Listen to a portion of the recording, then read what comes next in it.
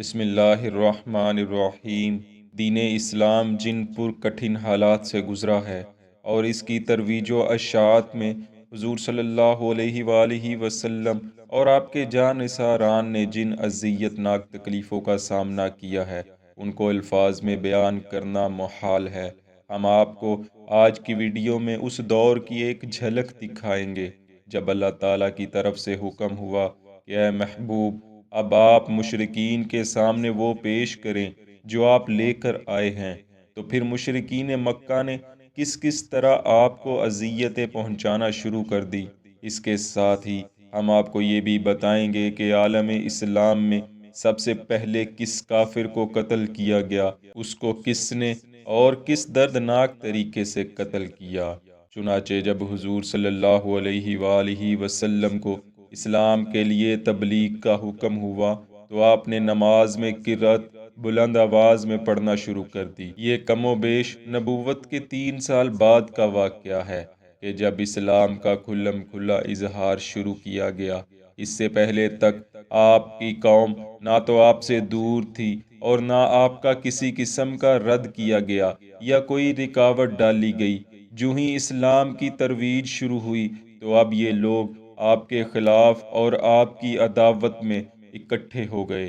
آپ کی تبلیغ سے کچھ لوگ دین اسلام میں داخل ہو چکے تھے جن کی وجہ سے قریش کو بہت غصہ آیا، چنانچہ وہ ان کو عذاب دینے لگے اور طرح طرح کی اذیتیں دینے کے لیے اوچھے ہتھ کنڈے استعمال کرنے لگے۔ حضرت مقاتل علیہ رحمہ بیان کرتے ہیں کہ نبی کریم صلی اللہ علیہ وسلم جناب ابو طالب کے پاس تھے اور ان کو اسلام کی دعوت دے رہے تھے۔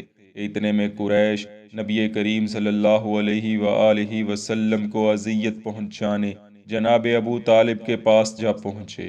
ان کو دیکھ کر جناب ابو طالب نے کہا، جب اونٹ چراگاہ سے واپس آتے ہیں، اگر کوئی اونٹنی اپنے بچے کو چھوڑ کر کسی دوسرے بچے پر مہربان ہوئی تو کیا میں ان کو تمہارے حوالے کر دوں گا؟ منقول ہے کہ یہ بات جناب ابو طالب نے اس لیے کہی کیونکہ قریش ان کے پاس عمار بن ولید کو لے کر آئے اور کہا کہ اسے اپنا بیٹا بنا لیں اور حضرت محمد صلی اللہ علیہ وآلہ وسلم کو ہمارے حوالے کر دے تاکہ ہم انہیں قتل کر ڈالیں۔ اس پر جناب ابو طالب نے کہا، خدا کی قسم تم سب کے سب بھی ان تک نہیں پہنچ سکتے جب تک کہ میں مٹی میں دفن نہ ہو جاؤں۔ اسی طرح جب حضور صلی اللہ علیہ وآلہ وسلم لوگوں کے گھروں میں تبلیغ کے لیے تشریف لے جاتے تو آپ کے پیچھے پیچھے ابو لہب بھی جاتا اور لوگوں سے بلند آواز سے کہتا، اے لوگو، یہ شخص تمہیں حکم دیتا ہے کہ تم اپنے باپ دادا کا دین چھوڑ دو، تو کیا تم اس کے کہنے پر اپنے باپ دادا کا دین چھوڑ دو گے؟ الغرض آپ کو جادوگر، کاہن، شاعر اور مجنون تک کہا گیا۔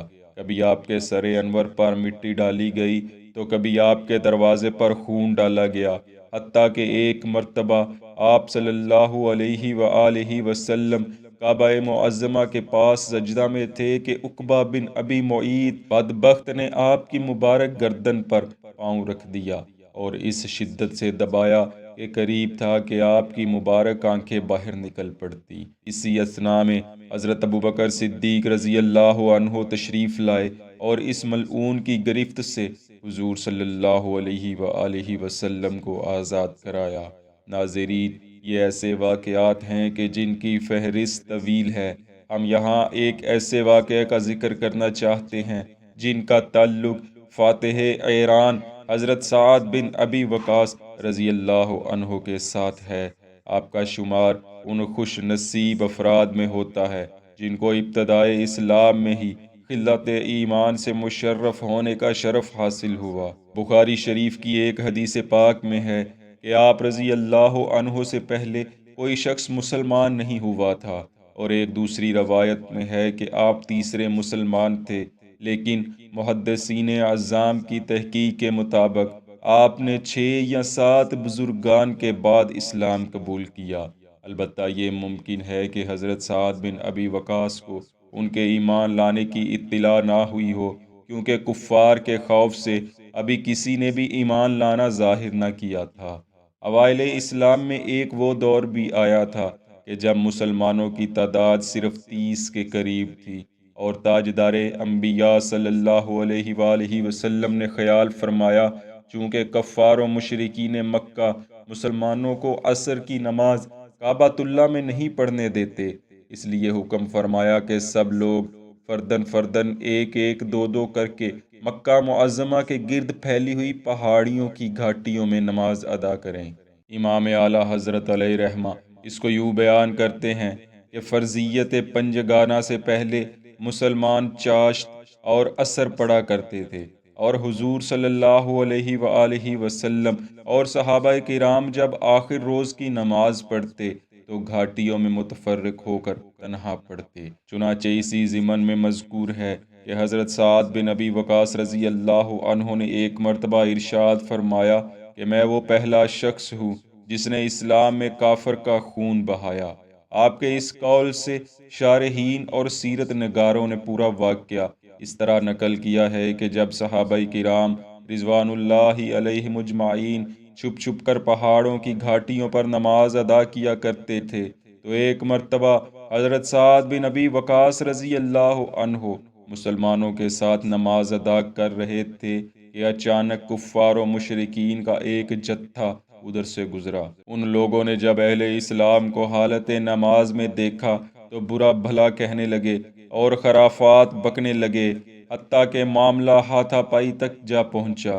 جناب سعد بن ابی وقاص چونکہ عالم شباب میں تھے، آپ کے خون نے جوش مارا اور آگے بڑھ کر ان پر حملہ کر دیا۔ اسی دوران آپ کے ہاتھ میں قریب پڑا اونٹ کا ایک جباڑا آیا، آپ نے اسے اٹھایا اور ایک کافر کے سر پر دے مارا۔ آپ نے پوری قوت سے جب اس کے سر پر وار کیا تو وہ کافر وہی ڈھیر ہو گیا، اس کا سر پھٹ گیا اور خون فوارے کی مانند نکلنے لگا۔ کچھ ہی لمحوں میں اس کا سارا خون بہہ نکلا اور وہ وہی ٹھنڈا ہو کر جہنم واصل ہو گیا۔ یوں ظہور اسلام کے بعد جو پہلا کافر خون میں لت پت ہو کر جہنم رسید ہوا وہ حضرت سعد بن ابی وقاص کے ہاتھوں ہوا۔ ناظرین، اسی کو اسلام کی حمایت کے لیے کی گئی سب سے پہلی خون ریزی بھی کہا جاتا ہے۔ اس کے علاوہ حضرت سعد بن ابی وقاص رضی اللہ عنہ ہی ہیں کہ جن کو اسلام کے لیے سب سے پہلا تیر چلانے والے شخص کا رتبہ بھی حاصل ہے، اور یہ تیر ہجرت مدینہ کے بعد قریش کے ایک قافلے پر چلایا گیا جس سے ساحلی علاقہ میں مسلمانوں کی مڈ بھیڑ ہو گئی تھی۔ دعا ہے اللہ کریم حضرت سعد بن ابی وقاص سمیت تمام صحابہ کرام پر اپنی لا تعداد رحمتوں کا نزول فرمائے اور ہمیں ان کے معاملے میں ذرہ بھر بھی بے ادبی و گستاخی سے محفوظ رکھے۔ آمین۔